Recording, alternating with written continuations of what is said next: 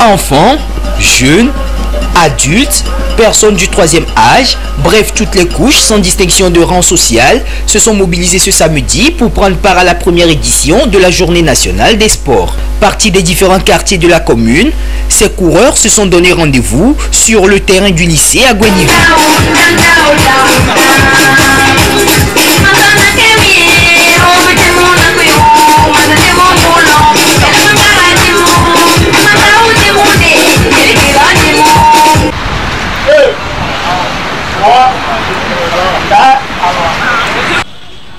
Le maire de la commune d'Agwenyeve 1 a relevé l'importance de cette journée nationale des sports pour le bien-être sanitaire des populations. Ces derniers temps, on a mis un peu de paresse dans les activités sportives. Je pense que le gouvernement nous a donné une bonne instruction et aussi en même temps un cadeau. C'est avoir une santé assurée.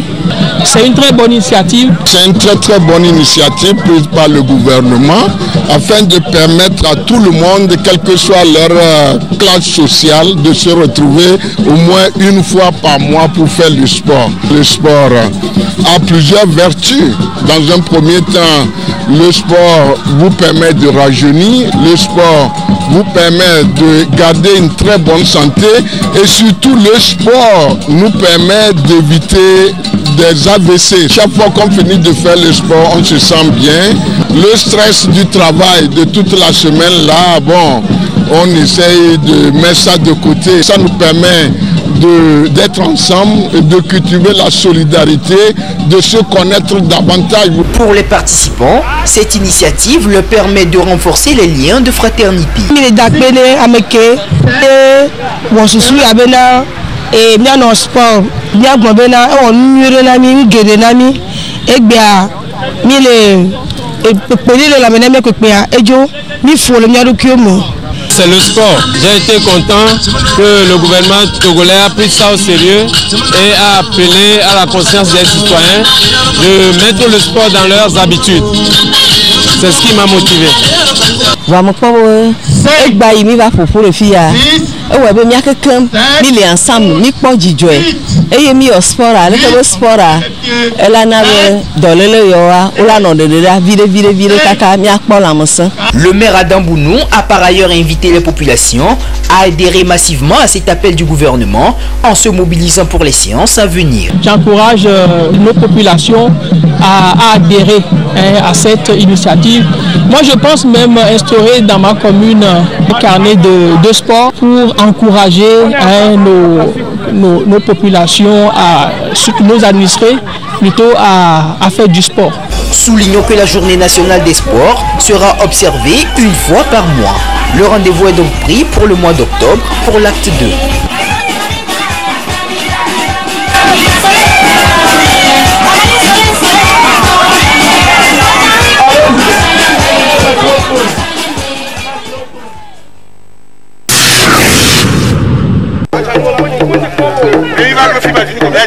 La mairie du Golfe 5 mobilisée pour une séance de sport ce samedi 24 septembre, ici sur le terrain des frères franciscains d'Adi de Gomi. Cette activité du jour, à laquelle on prépare l'ensemble du personnel de la mairie, s'inscrit dans le cadre de la Journée nationale du sport, initiée par le gouvernement à travers le ministère des Sports. L'objectif étant de promouvoir la pratique des activités physiques et sportives de masse auprès de la population. Une initiative jugée louable et à laquelle adhèrent pleinement les premiers responsables de la commune Golfe 5. Beaucoup de personnes sont sorties parce qu'en réalité les gens aiment le sport, mais c'est poser l'acte qui est le problème. Donc comme on a décidé de faire ça dans chaque commune et que la communication est passée, c'est pour que chacun est sorti. Le sport est nécessaire parce que ça prévient beaucoup de maladies. L'amitié, la fraternité, ça permet de se déstresser aussi. Rendre pérenne cette journée du sport et inciter davantage de personnes à y adhérer, c'est l'intention de l'exécutif du Golfe 5. Pour ce, des actions sont prévues. Au niveau du Golfe 5, le maire a instruit les services pour qu'on puisse vraiment communiquer. que ce soit au niveau des CVD, des CDQ, pour communiquer que chaque couche, chaque personne soit intéressée par le sport. Il y a aussi les informations qui vont permettre, que ce soit aux personnes âgées, que ce soit aux jeunes, que ce soit même des personnes vivant avec handicap, que chacun puisse profiter et en bénéficier. Les participants à cette première édition de la journée du sport saluent également l'initiative qui pour eux devra leur apporter un plus quant à leur bien-être et à leur santé. D'abord, nous voudrions remercier le ministre et le chef de l'État par rapport à sa politique et tout le gouvernement. C'est une activité que le gouvernement a instaurée, bien sûr, mais personnellement, je pense que c'est notre activité à tous les citoyens. C'est pour notre bien-être. Se lever, aller au service, revenir, dormir, ça devient de la routine. Si on ne met pas l'activité physique, nous n'allons pas avoir la pleine forme pour vaquer facilement à nos occupations. L'institution de cette journée du sport témoigne une fois de plus la volonté des autorités du pays à promouvoir le sport et le bien-être des populations.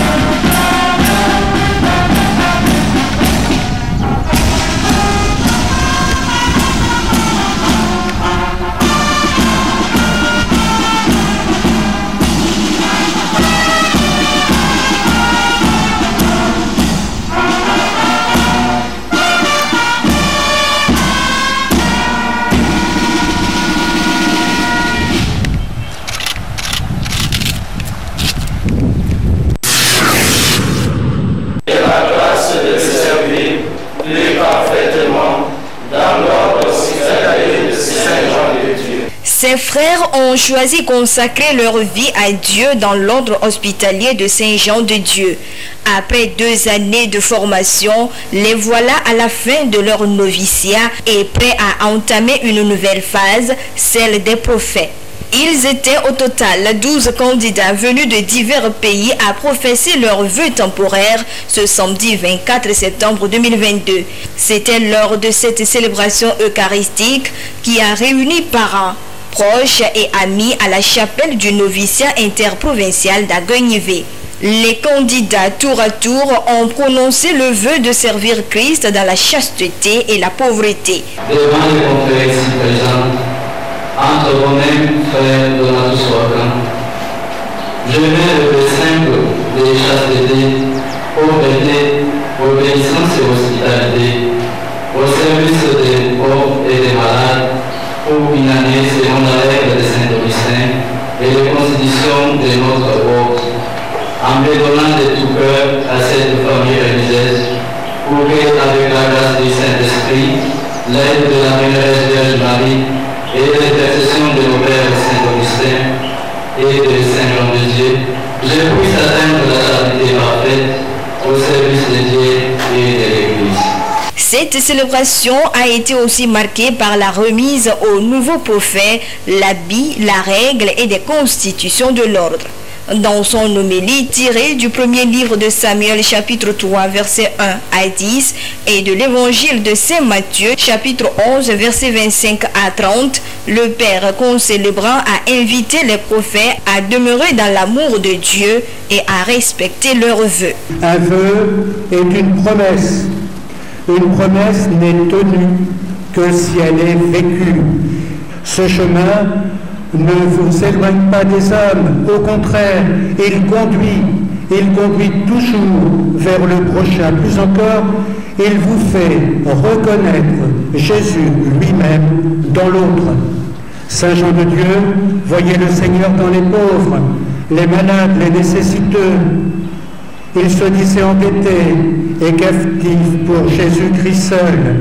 Alors, le Seigneur vous appelle. Il vous appelle aujourd'hui à être des amoureux nourris en permanence à la sève de sa vie, qu'il fait déjà monter en vous, par l'intimité du cœur à cœur dans la prière, dans la fidélité à la prière communautaire et spécialement dans la fidélité à l'office divin.